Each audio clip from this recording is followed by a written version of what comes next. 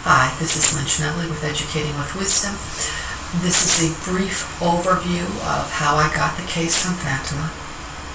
The Guadalupe has the case of Fatima, therefore fulfilling Rev.12. Pardon me. Where you should go online, God willing, in order to be able to pull up the sequence of events to get you started. This is not just to hold clergy accountable, although, let's face it, when the clergy resembles what Christ complained to the Pharisees and the Sadducees were, you don't have a leg to stand on.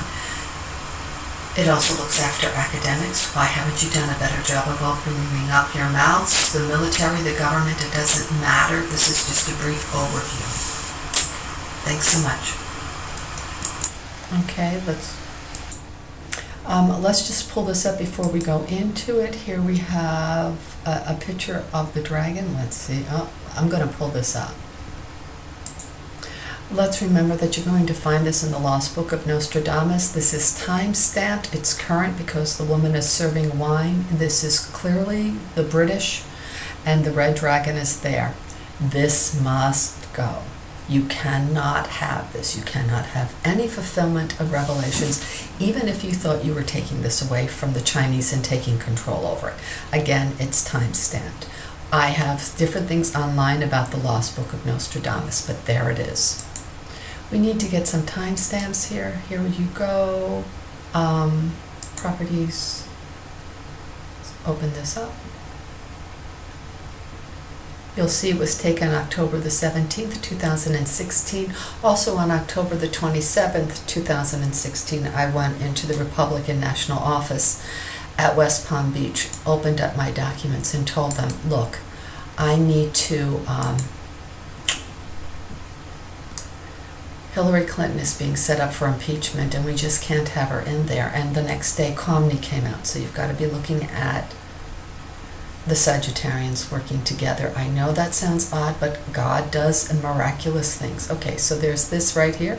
We now see where the timestamp was when I went into this. This is a second one here. There we go. The properties here. We're going to show this first. I'm a little disgusted when I went in. What led me to go in here to the first place, into the site in Fatima, is when the church that I attended and that I'm a member of two, St. Paul's in Delray Beach, and also St. Vincent Ferrara.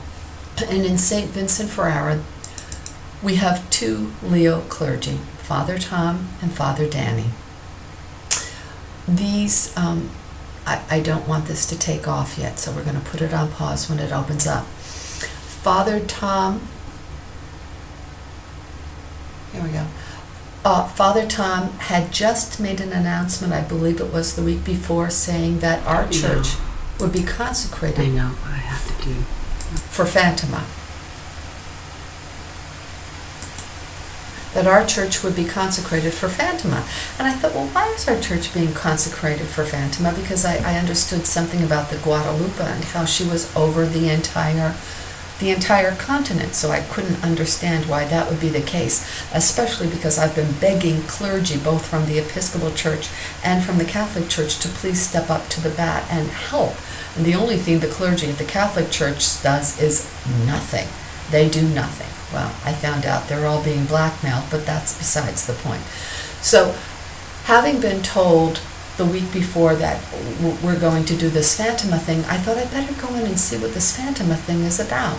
When I go in and see what this Fatima thing is about, and you saw when I actually recorded this happened on October the 17th. It comes up December the 12th, 2016.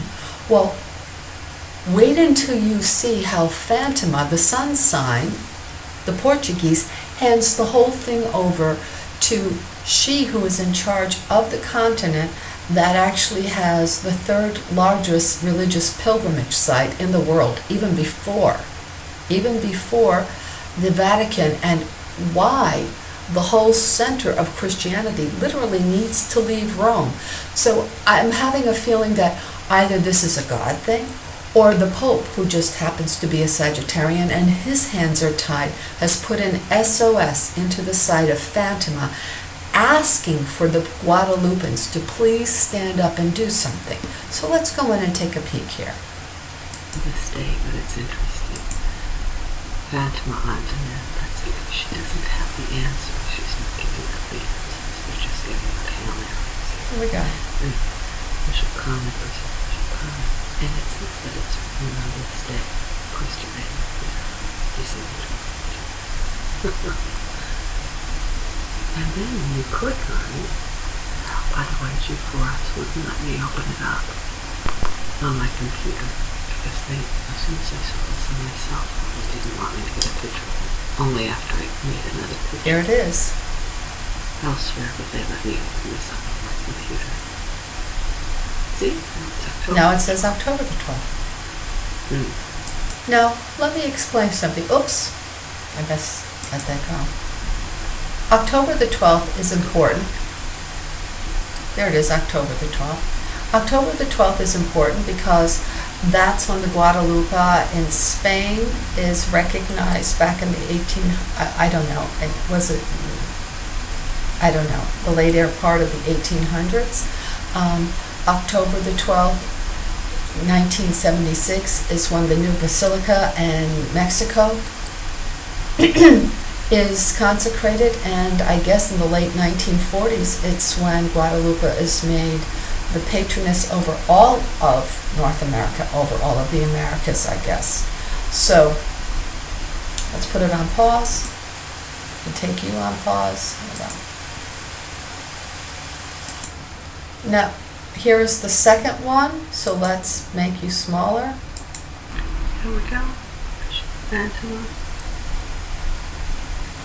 December 12th, 2016. When did he actually write it?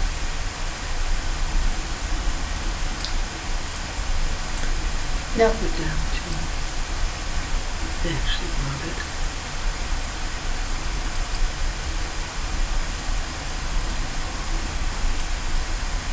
On October the 12th. Okay, so let's put this on pause. Okay, the powers of be, whoever they are holding up my work. I can't get things out, but let's go in and take a look at this for a moment. Where do we want to start with? Oh, she had no business putting anything of our coat of arms onto, anything of the United States onto her coat of arms. That's practically seditious. I mean, let's take a look at this. Oops.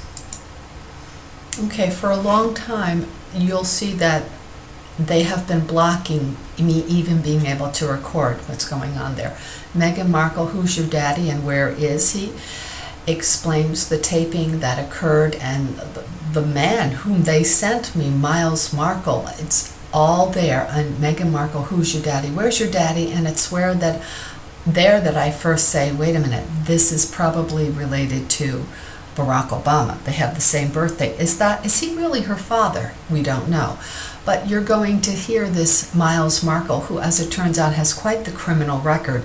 So the powers of be have, in the past, sent me several people referring to cases that I'm working on. But he actually knew that I was taping him, and he said, I'm her father. I mean, he sends me voicemails, he sends me text messages, he offered to go to the authorities with me. I mean, this was all there. So Meghan Markle, who's your daddy, where's your daddy? Let's take a look at when that went in. That first one up, I want to put that on hold. April the 10th. Now, I had tried doing this beforehand. I had tried putting things up there beforehand, but they wouldn't let me put anything up. Okay, where do we have that? Meghan Markle, and where is he? The Meghan Markle, Barack Obama, the Meghan Markle, Obama, Miles Markle connection. Does all of these things went up early on? They're all there. Our Lady of Guadalupe's offer. Luke 24, 44, 48. Remember, we're going to out this information. We have a 3-year moratorium. There will be no charging going on. We back this up because there are priests and other people who should have gotten a blank slate because they had the right to have this as well. The Good Samaritan reaches out to St. George Hopeful. It's all in here. I was told by the CIA that as long as I am supporting this president and I'm not doing anything against him, I can contact these people. These are things that I'm putting out there as an act of faith. It does not fall under the Espionage Act, although they are scared to death as far as they're concerned. Maybe it does.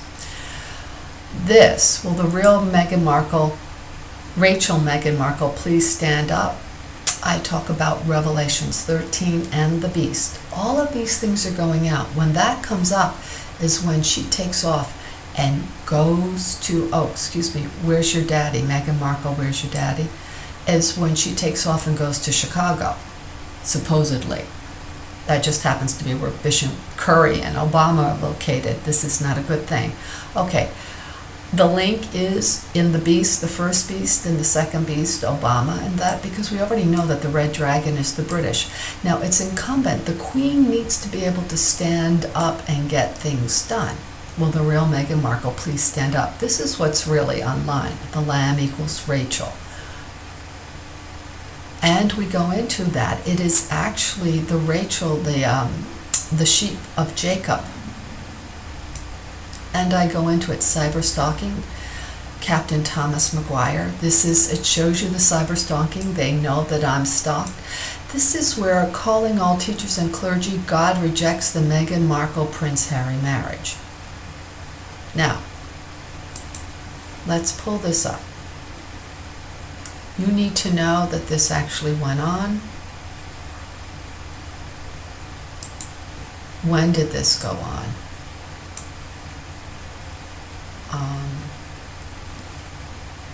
And some of these views are just me. May the 17th. There it is, and it went up on May the 17th. This made it on time.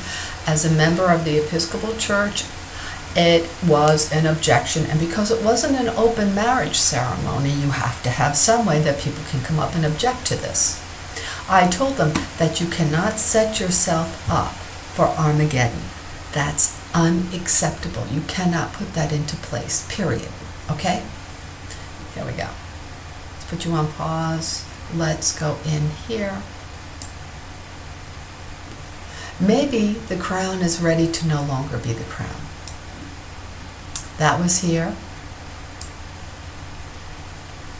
Now, earlier, I did these things earlier. Some of these are just testing for the new age.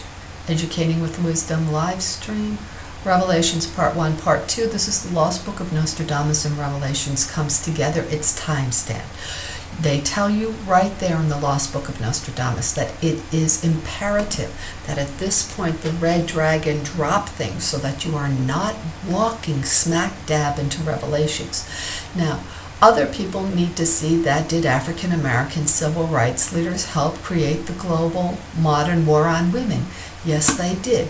By going to Playboy, they gave it the Good House Camping stamp of appeal, and isn't that one happened to be owned by Larry Flint? I mean, it's disgusting. I'm not sure that that's the one he owns, but ever since I said that, I keep getting all these things for good housekeeping. But they went through, and when they went through and backed Playboy, which is what Jesse Jackson, Martin Luther King gave his longest interview ever, Al Sharpton, they actually backed Playboy. Now, Playboy marginalizes family, objectifies women. What did these men say to their own women, and what did they do to the women's rights movement when this group of men is actually pro-Playboy? Think about that. So when the African Americans are saying, oh, look, this is what you did to our movement, I'm saying, excuse me, you decided to sleep in bed with Satan. What do you expect is going to happen? It's time that the African Americans themselves realize that they have undercut their own movement by undercutting women, marginalizing women, and by saying that African Americans or Africans and women are all acts of sin like homosexuals. And this actually goes out to Reverend Stokes, and I sent it to the FCHR. That has to stop. The state of being black and being a woman is not a sin before God, which is not to say we don't make mistakes. Remember, the Bible is clear. There's difference between making a mistake, falling and getting back up, and being one that is actually supporting that lifestyle. And African Americans, now the women's rights movement and the clergy are doing that. That is a blasphemy against the Holy Spirit. You're done. It's done. All right. I have a part 1 and a part 2 that's up there. Part 2 also has things from my own life that's in it, how Playboy acerbated the situation. My father has 2 daughters that have had abortions. Part of this is being driven by Playboy. The whole issue of nakedness in the Garden of Eden, that's when we first realized that we were made in the image of God, when we needed to be dressed. I mean, never did Christ tell you to get naked. None of the near-death experiences tell us to go get naked. Oh, come on, folks. Gentlemen, this is pathetic. The church is truly pathetic. And it was all done in order to be popular with men. It's amazing. And how to fit in with Rome or Greece. So that's part 1. This is the Meghan Markle, her sham and her wedding. It's forbidden by Jesus Christ. Now, I tried to get this up the beginning of April. I tried loading it onto the computer. They wouldn't let it load properly, but this was up there, and it was taped by April the 10th. It doesn't get in until the end of May, but it was taped by April the 10th, and I have a taping of it, and then I tried to get it online, but they wouldn't let it get online until after the wedding. The other one was put on the wedding. I kept getting messages, say the command, so that somebody could come back and undo this wedding, because this is necessary. You can't be marching into Revelations. You have Barack Obama, that is the first beast. He has his feet in Chicago and in California, which is the bear. He has the leopard for the body. He has the mouth of the lion. He also has the eager lion. She has the mouth and she speaks as the dragon, and she has the body of a lamb, because she is the Rachel. I mean, it's sick out there, folks. And all these people, they were translating the Bible incorrectly, and that comes back to us. Okay, my Facebook was hacked. This is important to see what happens there. How my information was blocked, that tells you and shows you how that stuff was handled. All right. Is this treason and sedition? Does she have the right to put emblems of our country on her coat of arms? No. The example that was used for her was a woman who was a commoner from Denmark, and she had to basically take everything that was her husband's. It's all in here, folks. I have everything in here. Okay, part of this is because the Anglican Church had open communion, and I put the statement out there as soon as she was baptized. I tried to stop the baptism by getting this stuff online sooner. They kept shutting down my ability to record and send things up. But right after I stated this baptism was a sham, there was open communion, is when the statement came out justifying her communion. I mean, it's incredible. You are just spending your time reading information off our computers. Likewise with the father. The day after I said, look, it looks like the whole thing was set up with his measurement. It looked like it was some outside thing. The next day they, boom, come right up on the internet. I mean, I've got all this stuff online. So here we go. The Catholic Church accepted my communion. Here we go. I was first made the Catholic Church, accepted my baptism from the Episcopal Church, even though I had already been baptized. So here was a certificate of record from Ogdensburg when I made my confirmation on May the 13th. Here's a certificate stating that I was in fact baptized at St. Mark's. Here's one, St. Joseph's Catholic Church. When I made my confirmation there, they accepted my baptism from St. Mark. So therefore, whatever Meghan Markle went through, this whole thing is a sham. Her whole education and her baptism, all of this was a sham.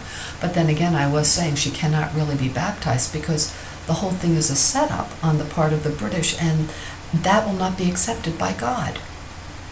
Certificate of baptism.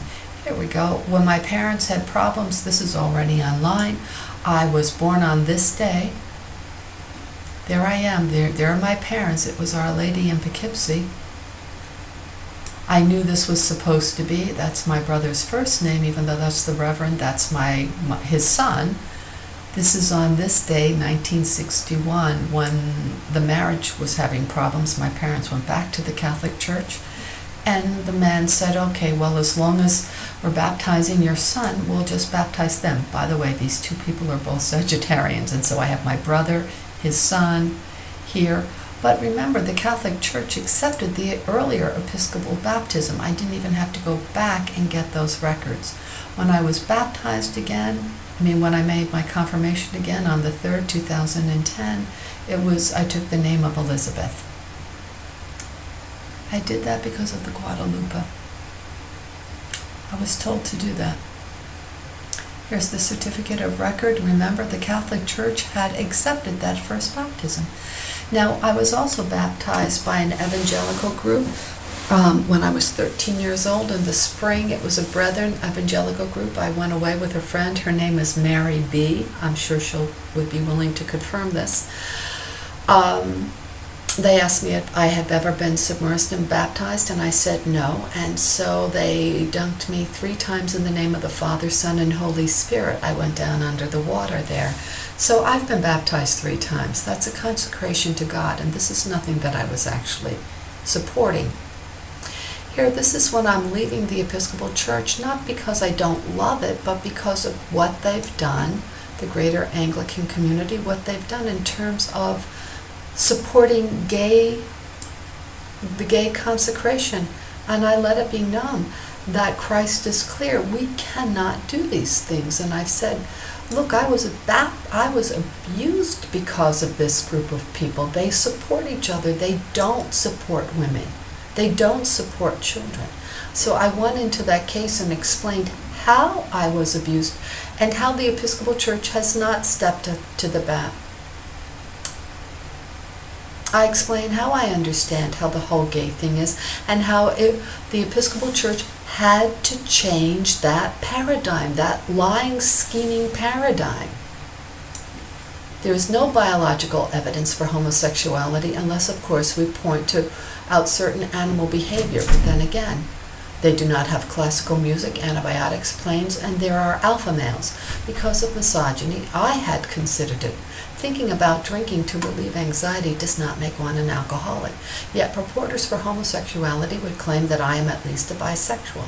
Whatever problem I've had come from men's warped definition for women, not God's. Remember that Moses was given the law twice for men. The first, it was destroyed, and the second version was given because of men's hardness of heart, and Moses gave that. The linking of black or women's rights to the acceptance of homosexuality is to link a beautiful creation of God to that of pathology. The bringing of life attributes of the vagina and its pleasures is equal to that of a defecating fetus with all of its diseases associated with it. That's a tough one, isn't it?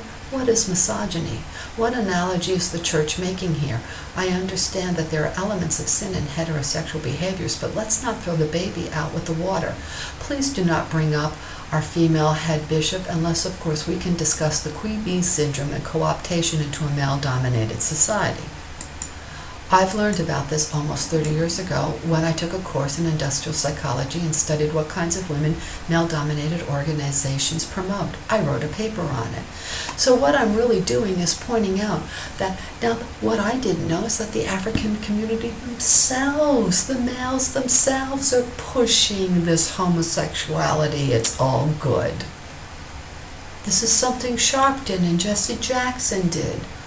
So the whole thing is that in order to get agreement within these people, because they want their votes, because they want their backing, they tell you it's okay to engage in this sex, or it's okay to just live with somebody before you get married, or it's okay to just do this. I mean, they themselves are saying this. Wow. Okay, I have to end this here. Here we go. Thank you.